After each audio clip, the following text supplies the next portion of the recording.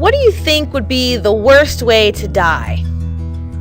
Maybe drowning or falling off a cliff to the jagged rocks below. Ooh, I know, being buried alive. That would be a terrible way to go. You know what? The more I think about it, I think the worst possible way to die might be what I call death by PowerPoint. That's right. Actually being so bored from a presentation using PowerPoint that you just die and end it all. It's not just a piece of software. Apparently, it's a weapon too. I mean, look at these poor guys. They might be just taking a little nappy nap, or they might be dead. You just don't know. The first key idea of any presentation is, please, presenters, do not bore your audience to death. It's your job to take care of them. You take care of them by being interesting and engaging. Have them hanging on your every word. Trying to bore your audience to death does not show that you care about them. Here's a pretty typical slide. I have seen this so many times. Look at all those words. If you, as a presenter, stand in front of a group of people and proceed to read every word on that screen to them, that's not what makes a good presentation. In fact, your audience is not going to be listening to you because they're going to be thinking one or of these two things. First, they might be thinking, hey, does this clown think I'm stupid and I don't know how to read? Or the other option would be, hey, does this guy trying to actually bore me to death? Because this must be what it feels like to die.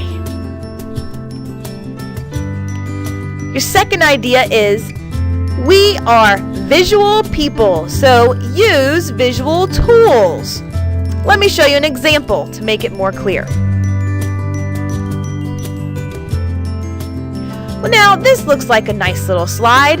You've got not a lot of words, which is always a good thing. Look, you have a nice pretty blue ocean scene with a nice sky in the background. That is beautiful. And then you've got some key ideas about Paul and how much he loves his dog. And you've got some nice bullet points. Paul has a dog. His dog's name is Petey, and Petey is a pug. That sounds all well and good, but I could do this instead. I mean, look at that. Is that just the cutest little face you've ever seen? That's Petey. Look how nice and clean that slide is. That, my friends, is what we call an effective slide. Nice little picture of Petey the pug. He looks very cute. I'm not a dog lover, but that is an adorable face. I mean, look at that. That's adorable. And then just simply put, that's Petey. You can see he's a pug. You can identify what kind of dog that is. There's no need to put a bunch of text and a bunch of words all over that screen. Keep it simple. Use those visual images to affect your audience. That's a good thing. Which leads me to my next point. Use captivating images. You can use either photographs or clip art, but let's face it.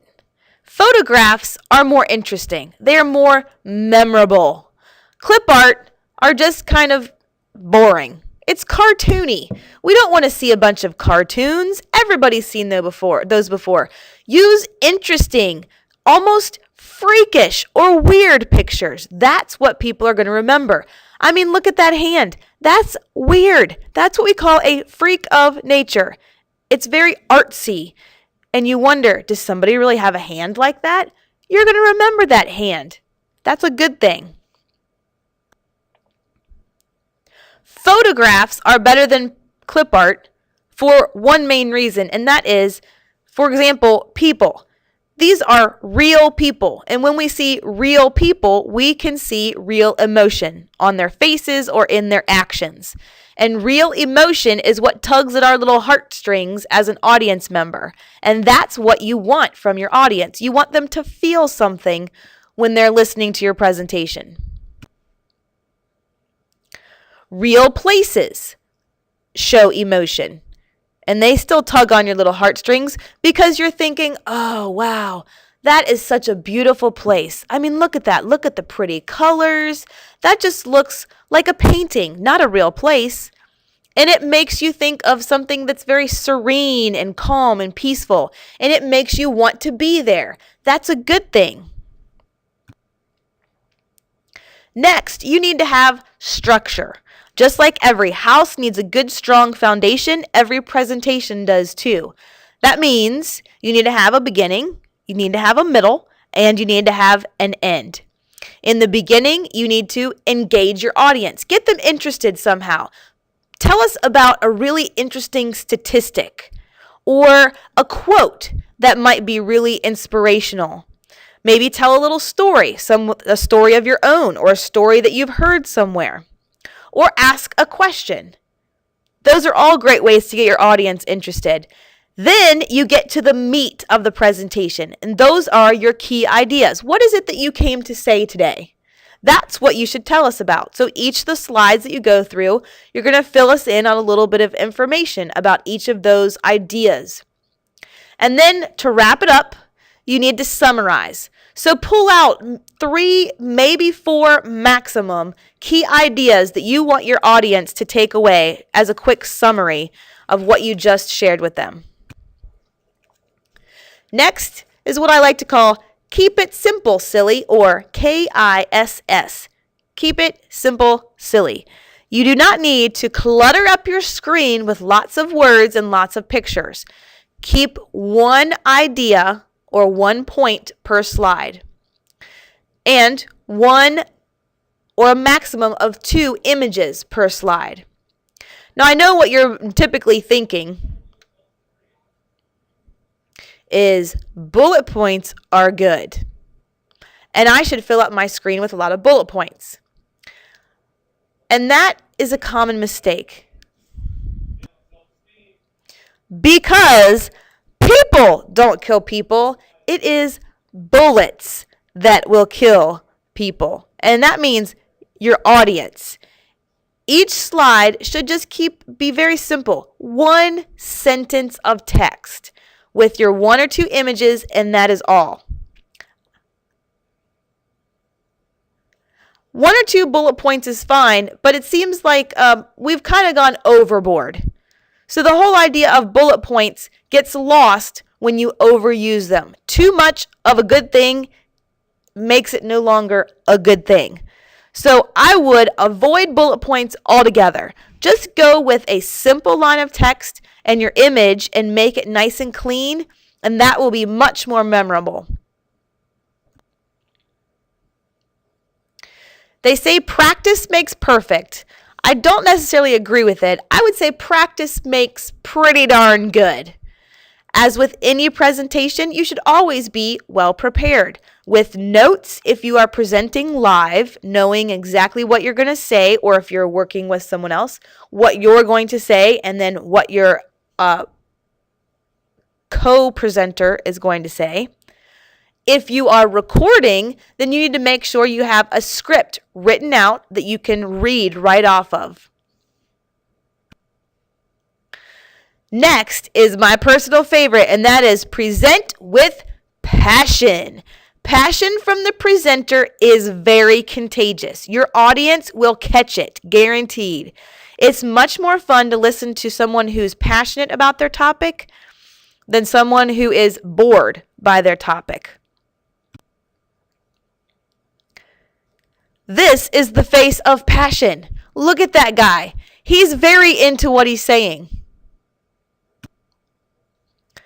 This is also the face of passion. You can tell by her nonverbals, just the way she's looking, that she's interested in what she's doing.